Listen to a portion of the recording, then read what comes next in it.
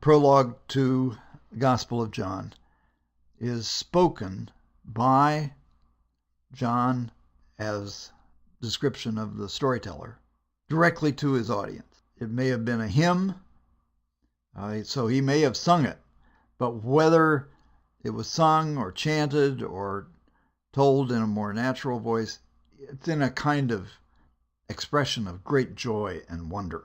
So the introduction to the gospel is this hymn of joy, praise, thanksgiving at the wonder of the Logos.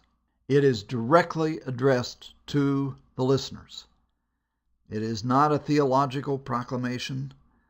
It is rather a description in poetic terms of what's going to follow later in the story. It's John's version of a birth story. And it answers the question, when did Jesus become the Son of God? And in Mark, it's at his baptism. In Matthew and Luke, it's at his conception. In John, it's at the very beginning of creation. So Jesus has always been the Son of God. The Logos has been eternally present as an integral part of God in all of creation. Now, part of what this hymn then does is to establish Jesus as a greater man than any of the other men of antiquity about whom there were birth stories, such as Augustus and Alexander and Plato, in which the stories of their births are also associated with a kind of virgin birth. That is, their mothers conceived without their fathers being involved. But there are stories in each case of their mothers being wrapped by a snake who was a representative of the god, in most instances Apollo, but also Zeus, who then was the source of the pregnancy. But one of the things that's striking about it, if you read those stories, and they're available in a number of places, but in the Sources of the Gospels book, they're available. The Jesus stories are much better stories. They're much more interesting, they're much more compelling, and have had much greater impact in the history of civilization. So the degree to which Jesus' mother has been revered throughout history is in part a direct reflection of the impact of those stories. Well, in this instance, in the prologue, there's that same kind of delight on a cosmic scale, in which John is describing then the birth of Jesus in relation to the presence of the Logos from the very beginning of time. And another dimension of this is that this reflects Jewish wisdom traditions. It is significantly congruent with the basic teaching of Stoicism, but this interpretation and understanding of the Logos that is reflected in the Johannine hymn is a sign of Jewish wisdom tradition, and specifically of the traditions of Sophia in the Hellenistic Jewish traditions of the Second Temple period. Another question: who are we? In this hymn, the storyteller says, we have beheld his glory. Glory as of the only begotten Son. We have received grace upon grace. Who are we? Well, it is an ambiguous pronoun. It refers, first of all, to the community of faith. That is, those who have believed in Jesus. So it is all those who have received him. And we have then received his grace. We have perceived his glory. But it is also implicitly all people, everyone who recognizes who he is. That is, that the Logos, the gift of the Son of God, is a gift to all of humanity.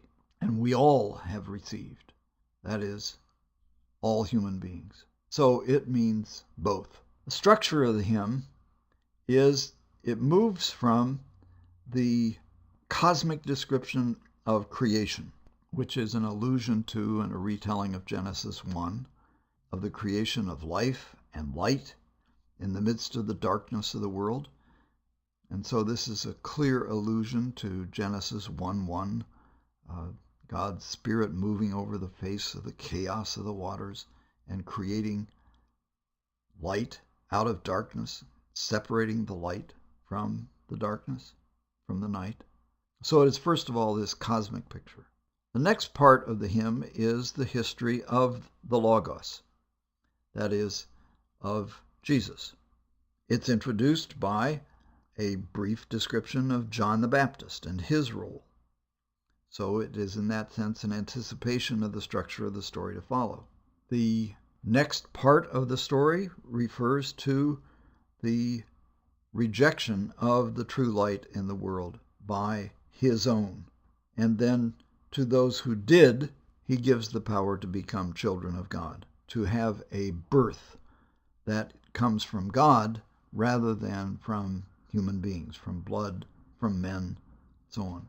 This is another allusion to the birth stories, where there is the description of Jesus being born by the Spirit rather than by the seed of a man. But it is set in the context of his being rejected. Now, this is often taken to mean that the Jews rejected him and the Christians didn't, and then the Christians became the sons of God, but the Jews didn't. That's a misunderstanding and a misinterpretation of what is present here. The implication of the statement is he came to his own, and his own people did not receive him. But to all those who did receive him, well, that's first of all to all those of his own people who received him. So the implication is, to those Jews who did receive him, he gave the power to become children of God. But it also implies that others who believe in him, who are not Jewish, can also become children of God by this new birth. The next part of this, which is a reference to the story of Nicodemus and of being born again from above, from the Spirit, is a summary of Jesus' life. That the Word became flesh, dwelt among us, he made his tent among us, and that he manifested, he showed his glory, which is an allusion to the transfiguration stories in the Synoptics. Interestingly, John does not have any transfiguration stories.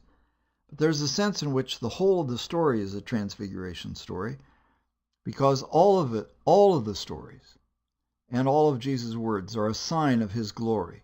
And at several points in the story that is described.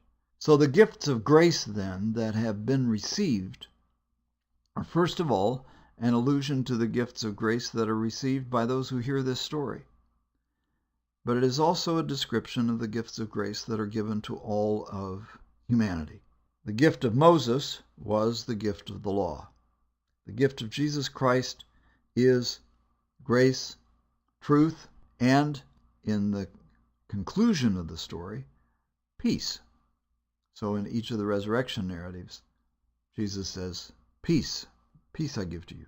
So what is made known then in Jesus is grace and truth and peace. I hope that you will have joy in telling this marvelous hymn, and I would strongly recommend that you tell the whole hymn. Don't accept the bifurcation of the hymn that is built into the lectionary. Just tell the whole thing, because it's such a wonderful introduction to John's story.